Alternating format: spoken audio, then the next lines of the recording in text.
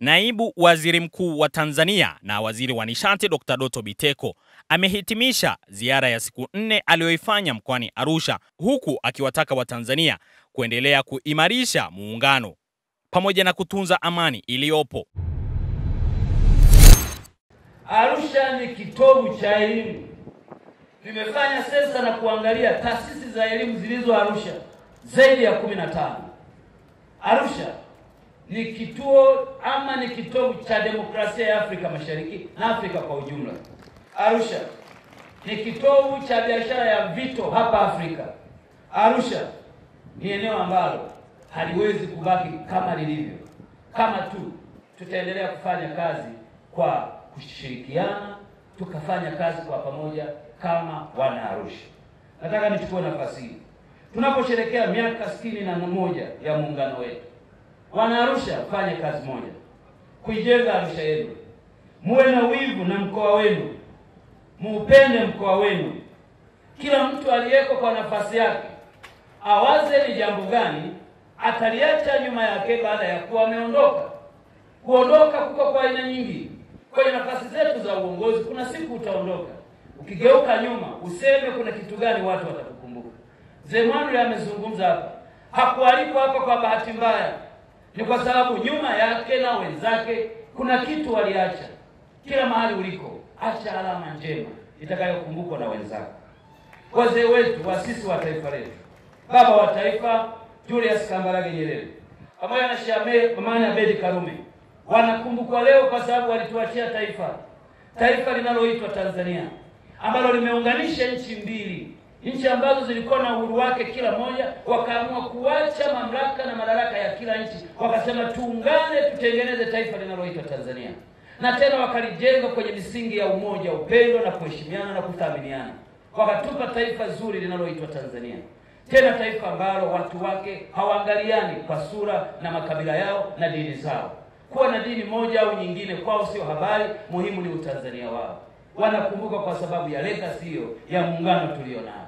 Sisi tulioko leo tutakumbuka kwa lipi katika uhai wetu? Sisi katika familia zetu tutakumbuka kwa lipi? Iwe changamoto leo tunaposherehekea miaka 61 ya muungano wetu, tuwaze ni jambo gani tutaliacha kwa watoto na watoto wa watoto wetu juu ya taifa letu la Tanzania. Mwaka huu ni mwaka wa uchaguzi. Ninajua mlijiandikisha, ninajua mnajiandaa kwa ajili ya kampeni. Nataka niwaombe watu wa Arusha, na kwa kutumia mkutano huu niwaombe wa Tanzania wote mahali kokote tuliko, ya kwamba mwaka huu wa uchaguzi tujue kuwa tukio la uchaguzi ni tukio la mara moja. Baada ya uchaguzi maisha yataendelea. Kamwe tusiruhusu kwamba katikati ya uchaguzi huu tukaachana na uchaguzi tukabakiza uadui nyuma yetu. Tuvumiliane, tustahimiliane, tuthaminiane, tujione Watanzania wamoja tunaolenga kuleta uongozi kwa ajili ya kutuletea maendeleo, na tuchague viongozi ambao wana uchungu na maendeleo yetu. Watanzania wanaozungumza shida zetu, Watanzania wanaozungumza ama viongozi wanaozungumza maji, wanaozungumza elimu, wanaozungumza barabara, wanaozungumza huduma za afya kwa watoto wetu, wanaozungumza umeme. Hicho ndicho kiwe kipimo kwa watu wanaotafuta uongozi. Na kwa viongozi tunaotaka uongozi, tusitumie tofauti zetu kutafuta kura. Ukaenda kanisani kwako ama msikitini kwako ukatafuta uhalali wa kanisa au msikiti wako kutafuta kura. Hilo jambo halitaifanya Tanzania kuwa bora, litatugawanya kama taifa, na watoto wetu watarithi taifa lililogawanyika. Wala sitokee mtu hapa hata mmoja wa rangi yoyote ama wa size yoyote akasema kuwa hili taifa tunaweza kulivunja kirahisi.